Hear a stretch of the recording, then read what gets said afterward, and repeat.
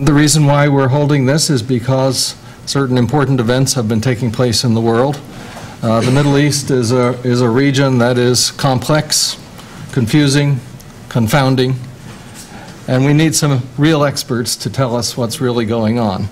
And that is why we have three very special experts with us today. Hamas has just won 74 of 132 seats on the Palestinian Legislative Council. This was a shock to the Israelis. It was actually a shock to Hamas, because Hamas has been very used to being out of power. It's a comfortable situation being out of power. You get to criticize all you want, and you never have to pay the piper.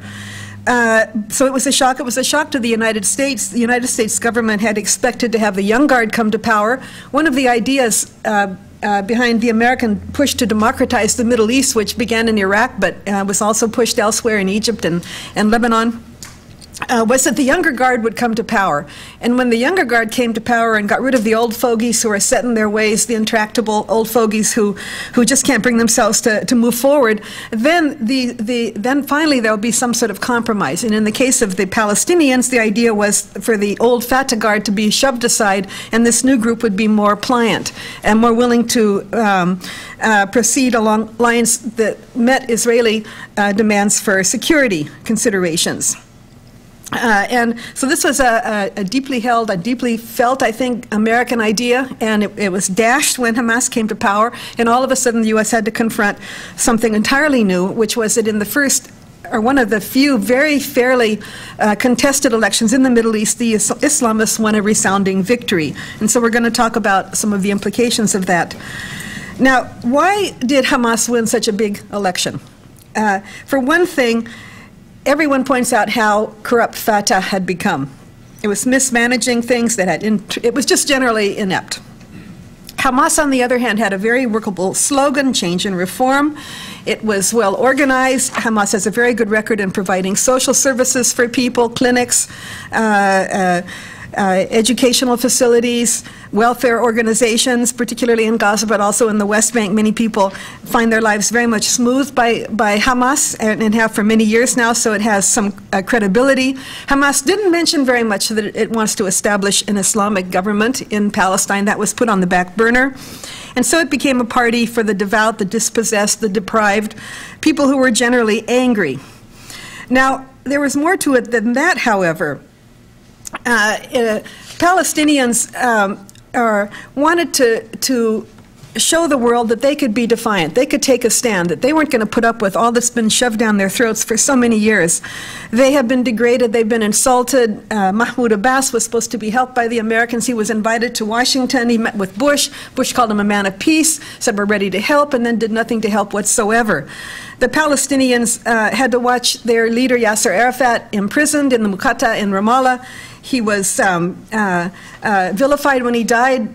People seemed to not to mourn him in any way. He wasn't treated with the respect of an elected leader, of someone that Palestinians might regard as a man with many flaws, but still they're George Washington. So it's been a litany of insults for many, many years, before 1948 even. So Palestinians have been frustrated, humiliated, infuriated by this historical context. So you could say that it was an act of defiance. You could say, did Palestinians know that this act of defiance was going to put them in hot water? And the answer is yes, they did. They knew that very well. But in a way, it's like vengeance. It's okay. You've shut us out from all our other obstacles. Here we are in a very bad situation, and we're just going to show you and show the world they did. Now, Hamas, I don't think, wanted to come to power. They were saying even a few days before the election that they were hoping for second best. In that sense, they could have some minor ministerial seats. But here they found themselves all of a sudden faced with the need to work with the United States, work with the European Union, work with the Soviet Union. Started with Russia. They went already to Moscow, as you know. Work above all with the Israelis, work with their own people. And all of this under occupation. The elections, of course, were held under occupation, and we have to keep that in mind. Now, I will leave it to Salim to talk a little bit about what the United States is going to do about all of this. But in any case, there's been a great deal of Head scratching with the European Union. What are we going to do? Should we talk? Should we not talk? What about Arab states? What about Jordan? Egypt was dismayed because Egypt knows very well if it has an election, a fair one like the one that was conducted in the Palestinian occupied territories, the Islamists will win there too. Most Middle Eastern countries know that. Algeria knows that. And so in a way, it's kind of, it makes them think, it makes them afraid a little bit. At the same time, it gives them an excuse not to hold elections. They can say to the United States, say to Bush, you say, okay, we have to have elections, we have to be democratic. Let's look, do you really want these Islamists to come to power? No. Okay, then we're going to keep this military dictatorship that we've been having since, in the case of Egypt, since 1981. So the shock waves have reverberated throughout the Middle East because of it.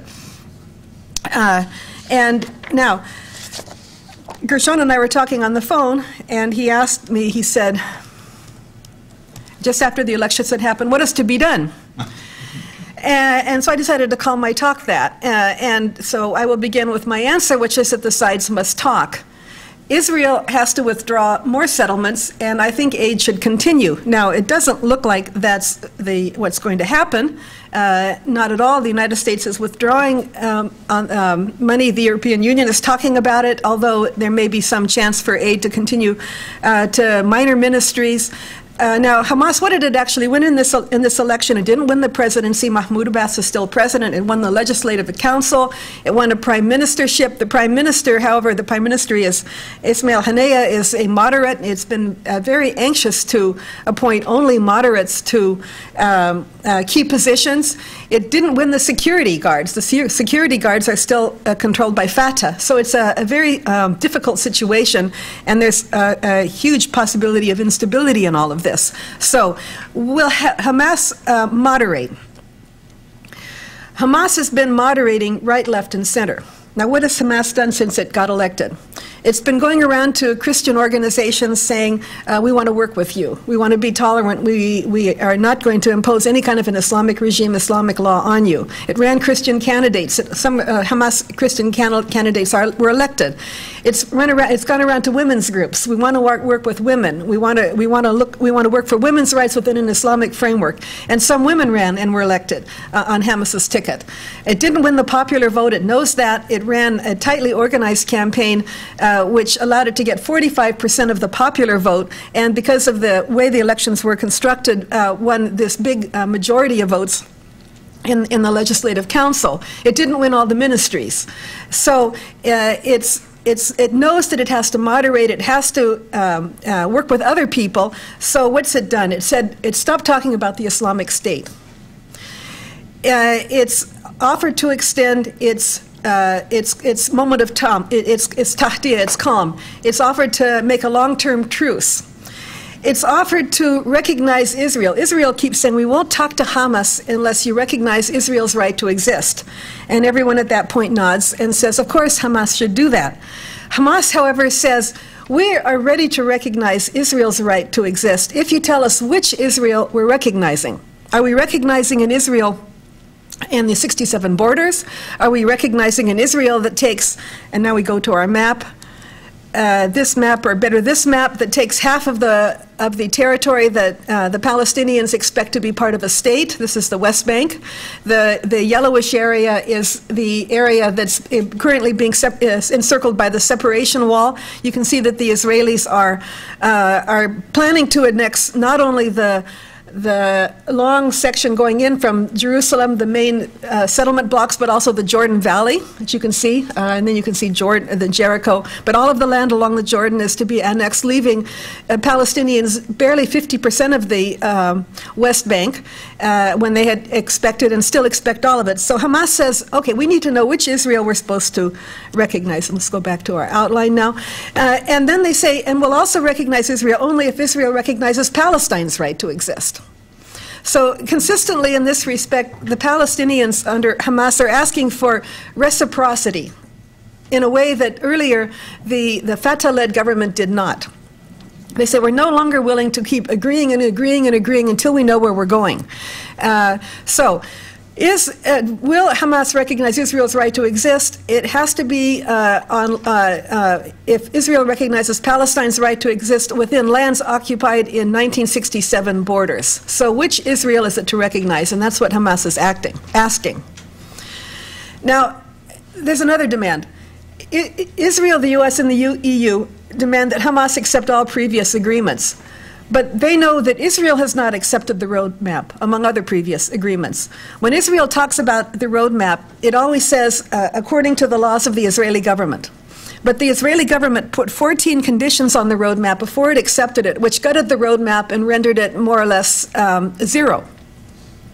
So what exactly are these previous agreements supposed to be about? Now, then there's the issue of the charter. The Hamas Charter has blood-curdling, anti-Semitic, let us be clear, clauses in it. So do the platforms of some of the parties that are currently in the Israeli government, official parties. Also have clauses that advocate things like the ethnic cleansing of all Palestinian Arabs from Israeli territory. So I suggest that a better thing is not to look so much at words, but to look at deeds. In the past year, Hamas has maintained its truce, it's maintained its calm, I should say, better than the Fatah has. It's offering, as I said, to extend it. It's moderating in as many ways as it possibly can. Yes, I think it should change its charter. I think that the Israeli parties should do the same, change their platforms as well. Palestinians, the Hamas has just this weekend said it plans to stop suicide bombings. It's killed about 300 Israelis, and of course we have to condemn that and say very clearly that about 300 Israelis have been killed in the most immoral ways. But it also wants Israel to stop its targeted assassinations, in which many, many militants have been killed and are continuing to be killed, and also many bystanders. So again, there's on the table, at least, is an expanded calm, an expanded truce, if all these kinds of actions come to an end. There have been many negotiations, of course. There's much confusion about all these previous agreements. You can see, though, from this map why the Palestinians are so unhappy. Keep in mind, the Palestinian goal is a state. For a state, you need contiguous territories, you need internationally recognized borders that you control yourself. But in the Y memorandum in November '98, the Israelis were talking about this kind of a map, with Area A, the darker shaded area, going to the Palestinians, and then Area B, that was just 9%, then Area B, joint control, and the rest remaining under Israeli control.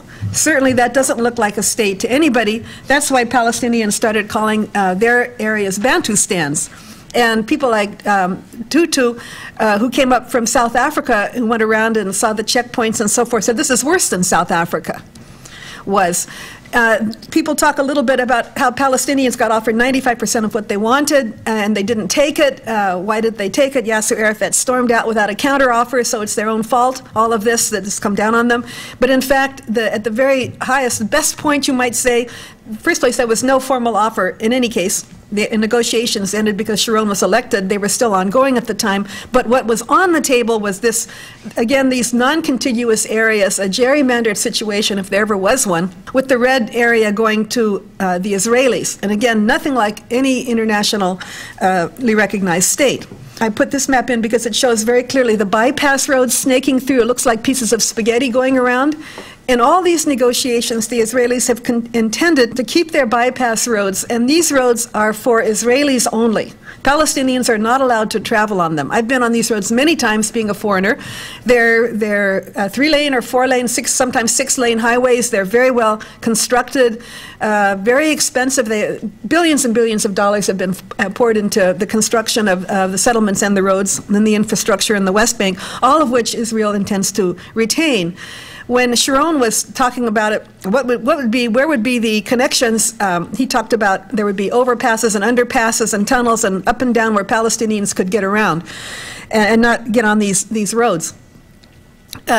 But for Palestinians, they have to go along bumpy back roads, very small roads, sometimes little more than trails. Sometimes Palestinians are going along on foot or on donkeys because they can't use their cars. They have to hike sometimes or pay people to transport them, even in wheelbarrows, or they take their trucks and go along these very steep roads, and then the Israelis give them tickets because they don't have any, their brakes have gone out. It's very expensive and very time-consuming. A drive that used to be, well, 15 minutes, for example, can become hours, 4 hours, 5 hours because of the checkpoints in the roads and all the delays. So for Palestinians, life has gone from bad to worse in the last 10 or 15 years, and they're hoping that Hamas can do something about it. The number of Palestinians and the number of Israelis is roughly equal. The number of Palestinians in this area is going to exceed the number of Palestinians will exceed the number of Israelis in about, maybe 5 years, maybe 10 years, maybe 20 years maximum. And so because Israel has the power, it's going to have to make some decisions. And the decisions, in my opinion, have to be discussed like this.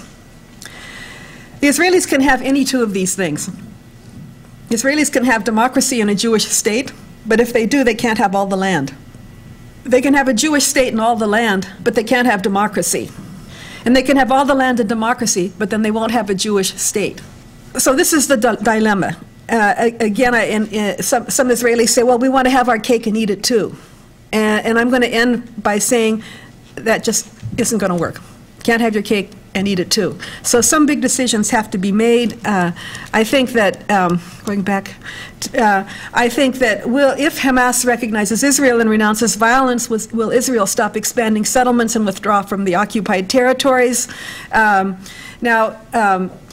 The real issue is, as I mentioned, settlements, territory, refugees, Jerusalem. It's not Islam. It's not Islam versus the West. It's not Sam Huntington. It's not the clash of civilizations.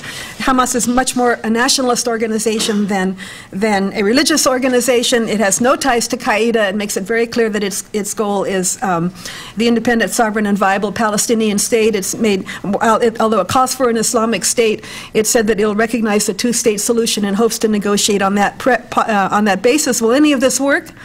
And I'm going to end by saying not without pressure from the United States. So thank you very much. As Professor Chandler explained, the reason we call these elections critical is because they, in both cases among Palestinians and Israelis, led or constituted an earthquake. The difference, though, it seems that while the Palestinian elections appear to be a revolution, the Israeli one was a yawn.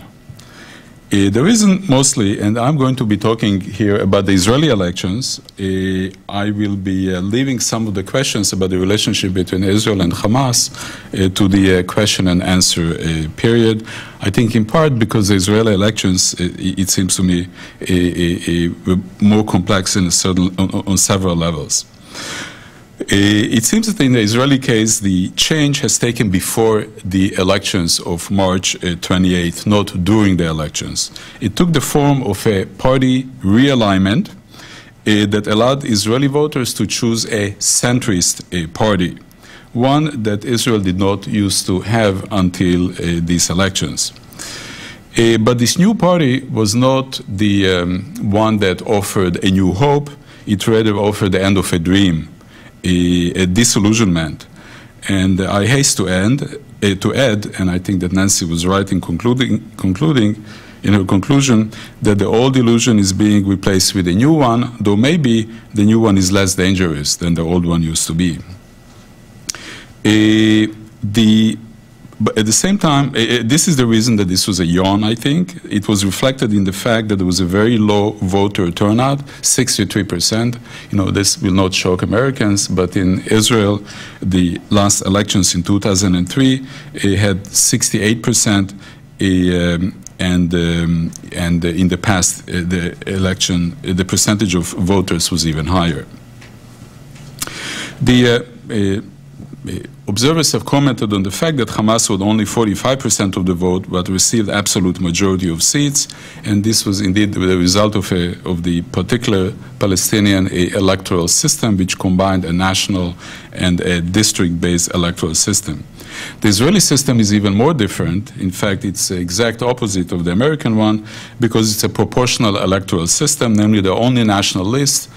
All votes from around the country are aggregated, and any party that receives more than 2% of the votes gets to seat its candidates in parliament. So the Israelis ended up electing representatives of 12 parties to a parliament that has 120 members. So there's still a lot of, I believe the term is horse trading, ahead to form a ruling coalition, because such a coalition needs to have at least 61 seats in the parliament.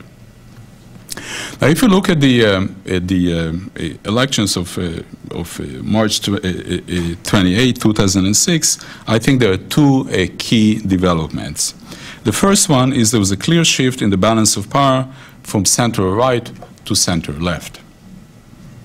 The way that Israeli political observers or pundits express electoral results in the most economical way, with the help of a single number, is by counting the seats to see which one of the sides, whether the center-left or center-right, has a blocking coalition. In the 16th Knesset, in the 16th parliament that was elected in 2003, the right religious bloc had 69 seats out of 120. Now it has 50. That is, it lost over 25% of the seats in parliament. In contrast, the center-left, including Arab parties of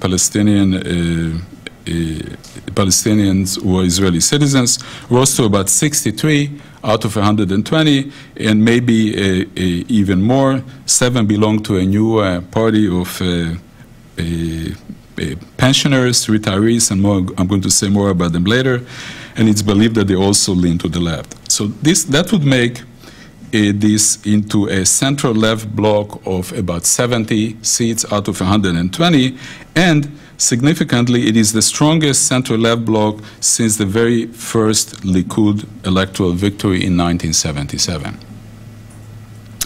This in spite of the fact that Netanyahu, who assumed the leadership of the Likud after Sharon's departure, had several, shall I call them, bonuses that landed in his lap. First, Sharon, as we know, fell into a coma and was replaced by a relatively unknown Ehud Olmert.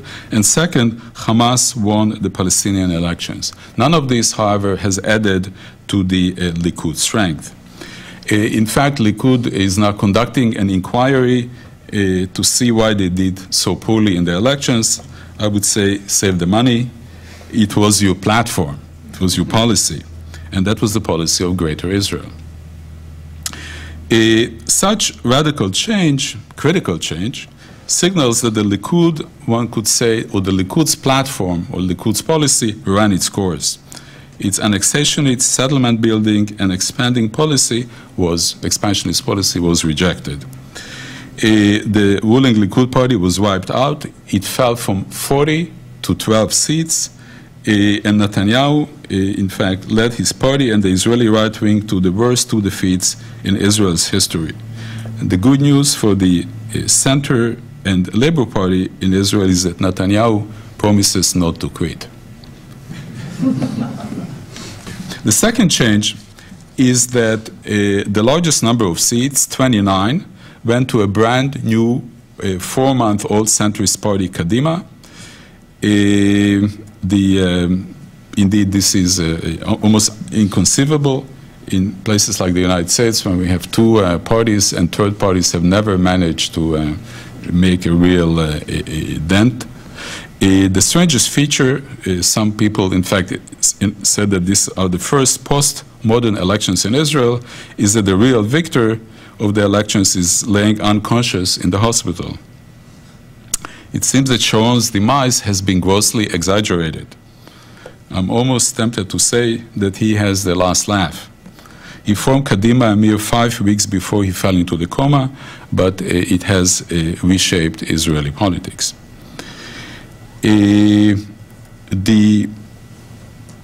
There are three major reasons why Sharon decided to form this party. The first is the Israeli public clamor for security. And this has to do with the violent nature of the Second Intifada. The threat here is not to the Israeli state as such, but rather a threat to individuals who would like to be safe as they go about their everyday life. And one of the demands of this public was to have a wall, a separation wall, built between them and Palestinians. It was resisted for almost a decade by the Israeli leadership. We know that this wall has been very effective against suicide terrorists. There have been none from Gaza, where the wall has been completed, and in parts of the West Bank where it has been built, it has been effective. Secondly, again, Nancy mentioned, there's the issue of demography, a desire to maintain a Jewish majority. This desire has a long history in Israel. In fact, Olmert himself said that he does not wish Israel to fall into a South African model and become an apartheid state. And thirdly, it was the result of the failure to reach an agreement with the Palestinian Authority. There are several issues, more specifically Jerusalem and the Palestinian refugees' right of return, on which the two sides could not agree. And Sharon concluded that new negotiations would go down the same road and reach the same impasse, and therefore it was better to take things into one's own hands. Sharon's decision to bolt Likud, by the way, a party that he himself helped form in 1977, not only meant that he was undoing his own political offspring, but also the policy that Likud advocated.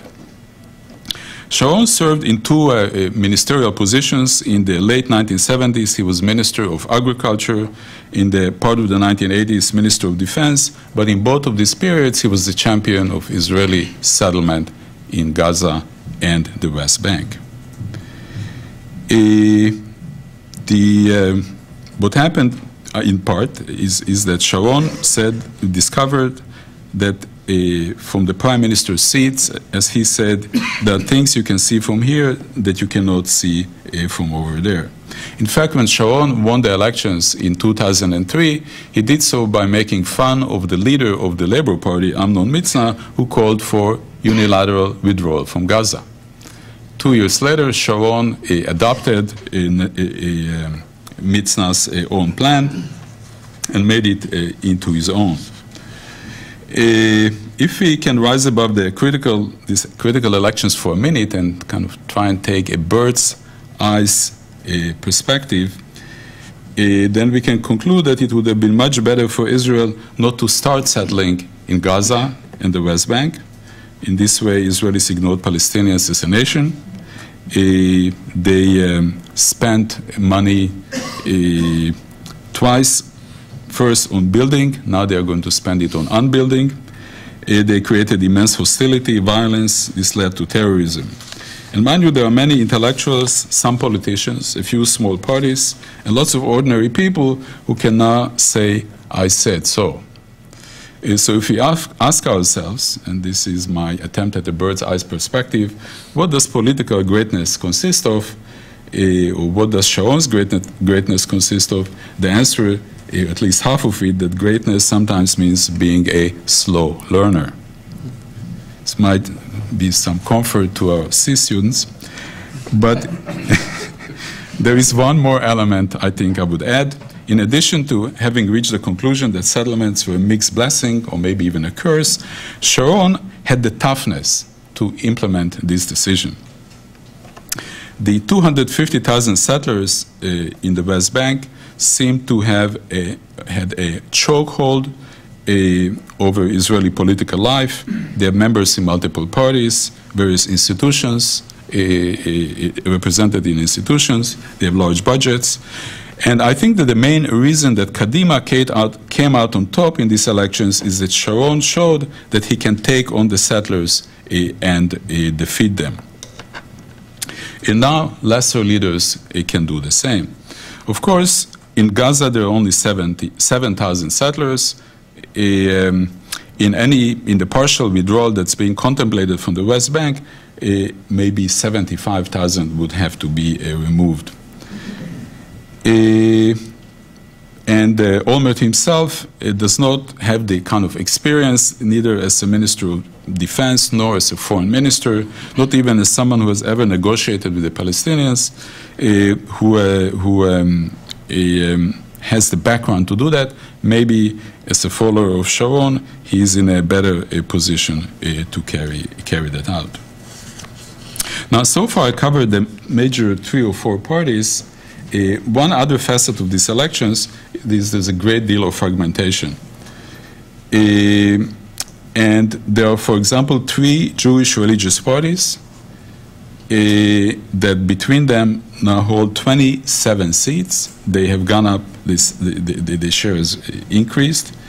There is a Russian Immigrants Party that received 11 seats, though its leader, and Nancy has kind of hinted at that, aspires to become an Israeli Jean-Marie Le Pen. And there are also 3 Palestinian Arab citizen parties with about 10 seats. Finally, there was the retirees or pensioners party that won 7 seats. They deserve some attention, but my time is limited, so I'm going to skip to the question of unilateralism. What is unilateralism? Since Israel never withdraws, the Israeli government called the thing that it did in Gaza disengagement. And what it plans to do from parts of the West Bank is, they use for it a much harder to translate Hebrew word, but it's usually translated as convergence, though a more accurate one would be introvergence. There is more than meets the eye here, and I think when I'm thinking about the meaning of unilateralism, I'm reminded of the famous distinction between a monologue and a dialogue. A monologue is one person talking to himself, and a dialogue is 2 people talking to themselves. Kadima and Hamas relations are an Israeli-Palestinian dialogue. Each one is talking to itself or oneself, but in the presence of the other. In fact, this is probably where Nancy and I have very different views. The 2 sides are unilateralist, both the Kadima party and I believe Hamas is. The 2 sides in this series of monologues have come to resemble each other. Now, I want to mention 3 points, 3 parts, and I have a, you have seen this before, so I'm going to skip this one. There are 3 aspects to this unilateral convergence or introvergence. The first one is Israel plans on setting its own final borders by maybe 2008, the latest 2010. In general, the idea would be for Israel to withdraw its settlers from areas where it failed to outnumber the Palestinian population, where it's demographically fell short. In other words, the goal is to make demography and territory correspond to each other, as the principle of nationalism would suggest. In fact, it's part of the Camp David attempts in 2000 and later in Taba. There was an attempt, there was a discussion about a territorial swap, which would allow Israel to maintain some of the larger settlement blocks within Israel. And there are 2 major ones. One is the Alfei Menashe, and the other one is Ariel. In return, for Israel ceding some of its own territory to the Palestinians near the heavily populated or densely populated Gaza Strip. Under this plan, however, the new lines that would allow Israel to retain more land than in 2000, and no Israeli land is being offered to compensate the Palestinians. In particular, the problem is that there are these 2 areas, enclaves or protrusions that I mentioned, and the question is whether the wall that is built is going to encompass only the settlements, but also the areas into which they in the future would like to expand. If that is the case, then the Palestinian West Bank would be bisected, or I guess trisected into three regions, and the vital north-south artery would be cut. The second, by the way, if you look at the, where's my, if you look at the way this wall is being built, at least in, you can see here, oops. Just look at the little corridor that leads into this area of settlement that is surrounded by this wall. Okay? It is makes very little sense geographically or otherwise. This is an aerial map of the same area. I'm going to skip a little bit. There's some photos of the wall itself. It is about 10 yards high in some areas, built of concrete. Very different from this wall that the United States has here between us and in Mexico, that's made of corrugated iron. The second point, of course, is this particular wall that we have been discussing. Its route is not yet final, but it is supposed to be built on both sides, on the Jordan Valley side and on the side separating Israelis from Palestinians. But finally, and this is a particularly significant part of this unilateral plan, is this is East Jerusalem, here, this area. And if you look at the blue areas, these are Israeli neighborhoods that have been built since 1967. This is the one area where Israel has been very successful in establishing its demographic predominance. There are maybe 200,000 Israelis living in this area.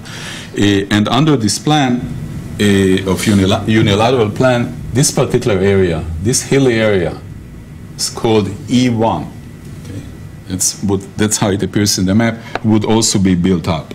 That would mean that East Jerusalem would be completely encircled, and any access to East Jerusalem would have to go to Israeli-controlled territory. So occupation, Israelis discovered, is terrible. Palestinians have known this all along. Convergence on completely Israeli terms is not going to work. You cannot do a one-sided deal with yourself and accept the other side to agree to it. And in fact, this contraction, convergence, intervergence, unilateralism also includes an attempt to expand into additional Palestinian areas, and into this particular sensitive one, into what is expected to be the capital of Palestine. Thank you. What I'm going to do is just talk about U.S. policy toward the elections that we've just witnessed, and paying more attention to the Palestinian election. The current situation, as of just the last few days, as many of you probably know just from reading the newspaper, is that the Bush administration has cut off direct aid to the Palestinian Authority because Hamas has not recognized Israel's right to exist and is not committing itself to honor the agreements reached by the previous Palestinian leadership. So that amounts to about $400 million annually that the Bush administration is cutting off. The European Union is talking about cutting off aid as well. If they cut off their aid, that would be about $600 million annually. And the total budget for the Palestinian Authority now is just under $2 billion. So this represents a very large portion of the Palestinian budget.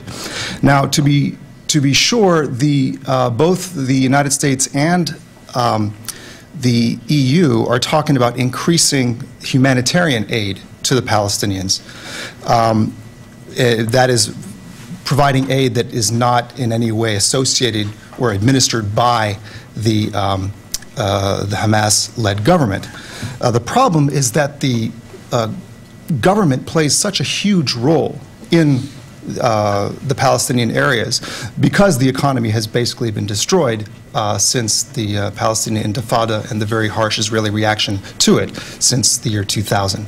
So so much depends on there being a thriving government that can actually employ people. About a third of the Palestinian population is directly dependent on government employment. It's not a third of the population directly employed by the government, but if you count the families of all of the people who are employed, who have been employed by the Palestinian Authority, it amounts to a third of the population. As of now, the March salaries for those employees have not been paid. So it's a very serious matter that we're talking about, this cutoff of aid to the Palestinian Authority. Now, in the wake of this decision, and indeed in the days leading up to the announcement of the decision, there has been some movement on the Palestinian side. Some officials in the newly created government have hinted that they might be more flexible than their public platforms suggest. But it's still too early to tell if that is really going to translate into changes in policy. So far, as far as the official position of Hamas is concerned, it's still refusing to recognize Israel's right to exist for the reasons that Nancy spelled out. There isn't reciprocity on the Israeli side and so forth. Now, what I would like to do for the remainder of my remarks is go back just a few years, to talk about how we got to this point, and not focus so much on where we are right now, but just give you a little bit of overall context, focusing on basically the period of the Bush administration's time in power. Bush and Ariel Sharon came into office right around the same time, in early 2001. And actually, at the very beginning, their two governments did not have such a close relationship as the American and Israeli relationship is right now. In fact, in the immediate aftermath of 9/11, there was considerable tension between the United States and Israel. As you may recall, after 9/11, Bush launched the War on Terror, which initially was focused on Afghanistan, and in order to succeed, he thought it was necessary to enlist, or at least neutralize, most of the Muslim governments of the world. So in other words, he thought it was necessary to create some sort of coalition that at least acquiesced in an American assault on the Taliban and Al-Qaeda in Afghanistan. And in that context, he began pushing Ariel Sharon toward taking a more accommodating position toward the Palestinians. In fact, it was just a month or so after 9/11 that Bush first officially declared his support for the concept of a Palestinian state. Now, Sharon initially reacted very negatively to this, and he said, I cannot be pushed into making any sort of deal with Arafat. He insisted that Yasser Arafat was virtually identical to Osama bin Laden, and accused the United States of trying to push Israel into, basically accused the United States of engaging in appeasement of international terrorism. This led to a pretty testy exchange between the Bush administration and Sharon. And so for a while, the relations were not all that cordial. But then in early 2002, there was an escalation of violence resulting from the fact that Sharon was engaged in this policy of targeted assassinations of Palestinian militants.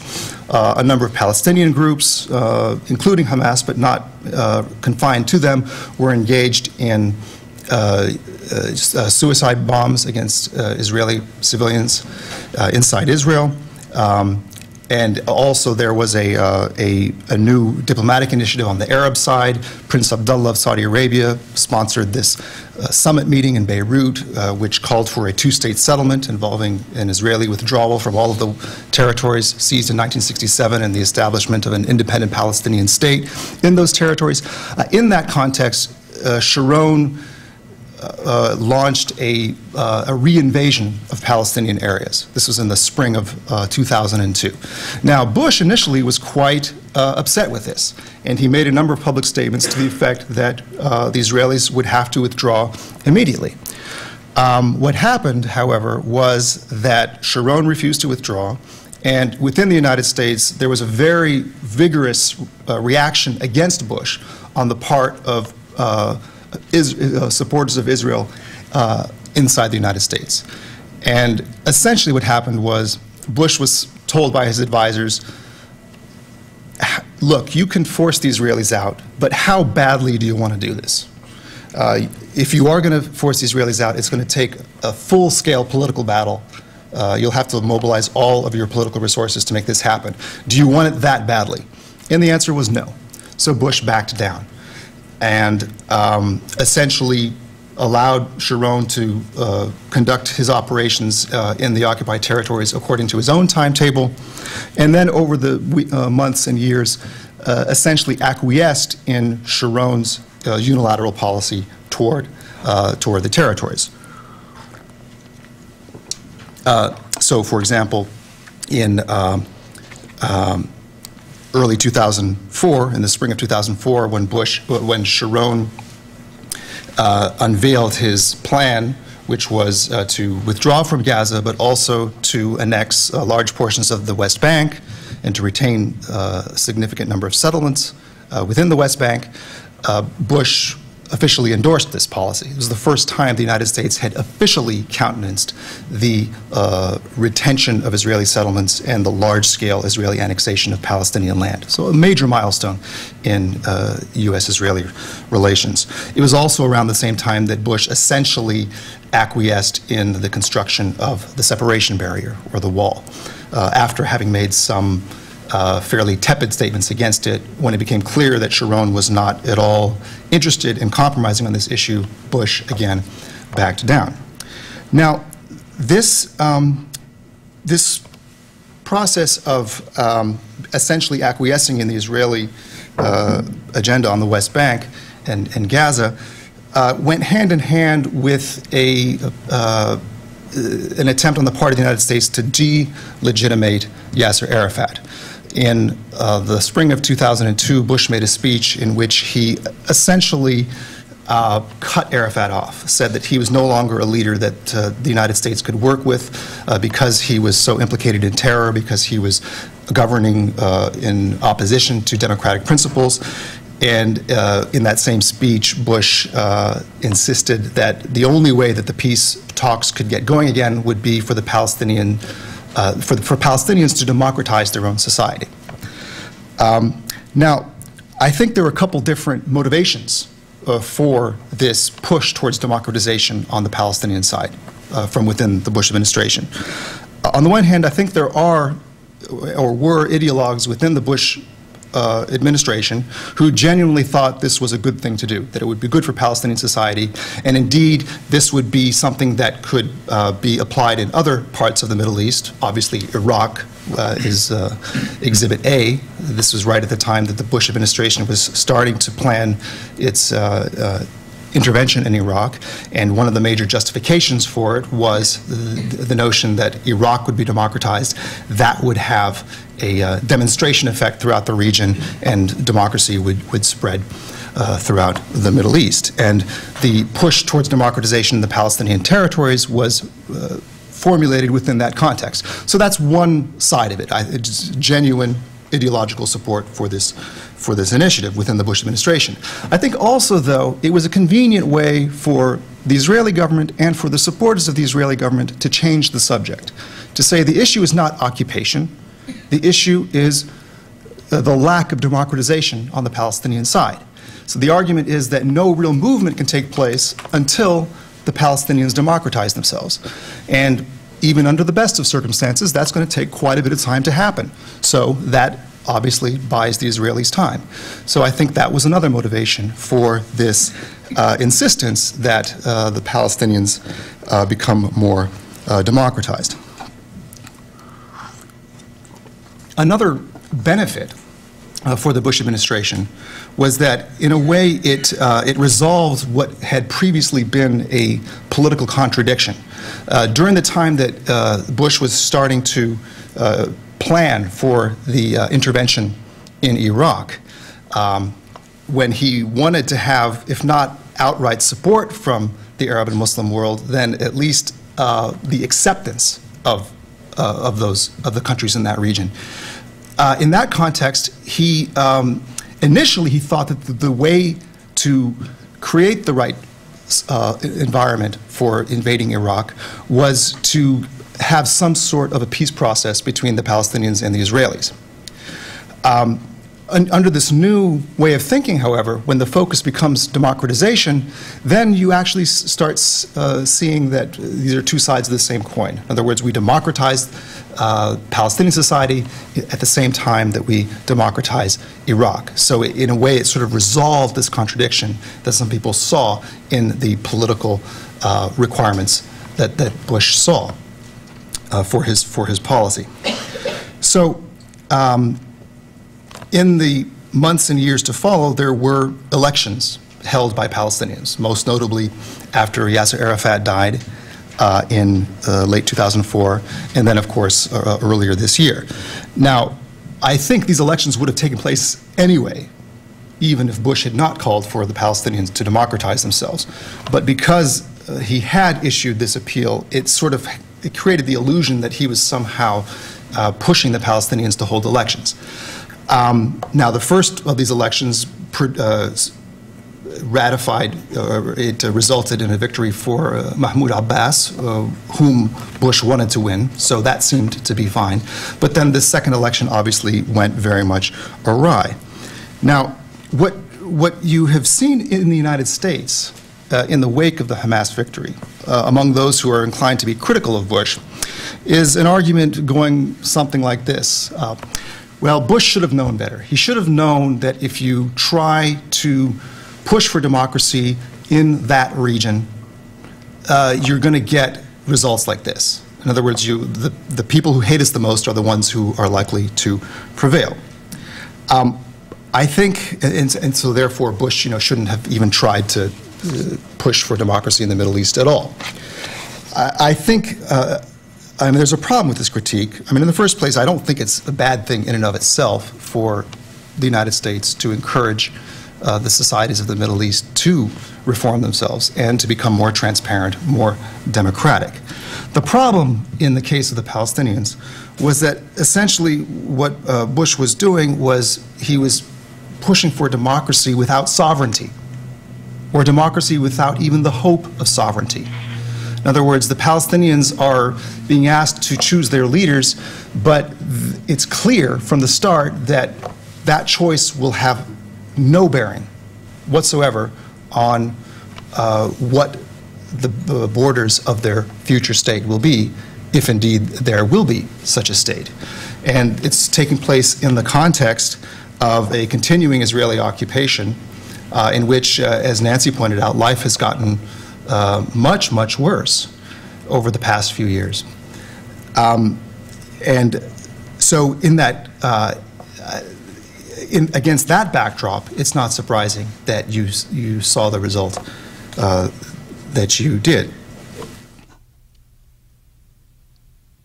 In a sense, you could say that the way the United States has approached this whole question of democratization in the Arab world, in the Middle East, it's come full circle. During the Cold War, one of the conceits of American foreign policy was that the United States had no quarrel with the people of the countries with which it was in a state of war or conflict. Had no problem with the people of Vietnam, had no problem with the people of Eastern Europe. It was the governments that were oppressing their own people. And so the United States was building an alliance with the peoples of those countries against their governments. That was the conceit of the Cold War. U.S. policy toward the Middle East and the Arab world didn't quite fit in that scheme very well, because there was often an assumption, in the 50s, 60s, and 70s, that the peoples of the Middle East were not that favorably inclined toward the United States. That if they were given the opportunity to express their views, to choose their leaders, they would pick leaders who were anti-American. So, and this went hand in hand with an analysis of Arab society that focused on the role of Islam and on the lack of progressive politics, on the reactionary and demagogic character of Arab politics. So, in that mindset, it was seen, and in some cases quite explicitly seen, as preferable to have authoritarian leaders who defied the will of the people and pursued objectives that were more compatible with the security interests of the United States. Now, what is novel about the Bush administration is that, at least in the few years after 9/11, is that it explicitly critiqued that approach and said, no, we in fact are going to make common cause with the people of the Arab world and the Middle East. We repudiate, this is rhetorically what is being said. Whether it translates more meaningfully into policy remains to be seen, but the rhetoric is, we repudiate this approach that we have taken in the past of supporting authoritarian regimes against the will and interest of the people involved. And by pushing for elections, we're actually empowering the common people of that region in the faith that they will elect leaders who, maybe not immediately, but within a few years, will be leaders who support the United States and pursue policies that are compatible with the security interests of the United States. What we're seeing right now, though, is a reversion in some ways back to the earlier view. This attempt to punish the Palestinians for having elected Hamas, the cutoff of aid that everybody knows is going to have a very devastating effect on the humanitarian situation inside the occupied territories, in a sense really is a reversion back to this earlier model of distrusting the people and longing for some new anti-democratic leadership that will be more compatible with the United States. So, I mean, for example, there was a recent, just last week, there was an article in the Weekly Standard by Robert Satloff. Now, the Weekly Standard is a neoconservative journal that has been quite influential on the Bush administration. Maybe not quite as influential right now as it was 2 years ago, but still, they're very closely allied with the Bush administration. The article by Robert Satloff is urging the Bush administration to go much further than it has so far in cutting off aid, and not just cut off aid, but to actively support the Israelis in undermining the new Palestinian government and to precipitate its collapse as soon as possible. And Satloff writes, but critics will say targeting the Hamas-led PA with punitive measures would punish the Palestinian people. That's right. If Hamas had come to power via a military coup, then it would be wrong to impose sanctions on the Palestinian people. But Hamas has come to power precisely because Palestinian voters chose it. If this isn't a moment when the populace itself should bear the repercussions of its actions, then what is? Now, I would submit that this is not something that officials in the Bush administration will themselves say out loud, but it's probably something that a lot of them are thinking. So in that sense, I regret to say that we seem to have gone back to an earlier conception of how democratic politics should operate in the Middle East. And as for what is to be done about this situation, I agree with Nancy that if there is to be a settlement that involves a truly viable Palestinian state, then it will require vigorous pressure coming from the United States government on both parties. Unfortunately, for the reasons I've just spelled out, it seems unlikely that that sort of pressure will be exerted on both parties anytime soon. Thank you very much.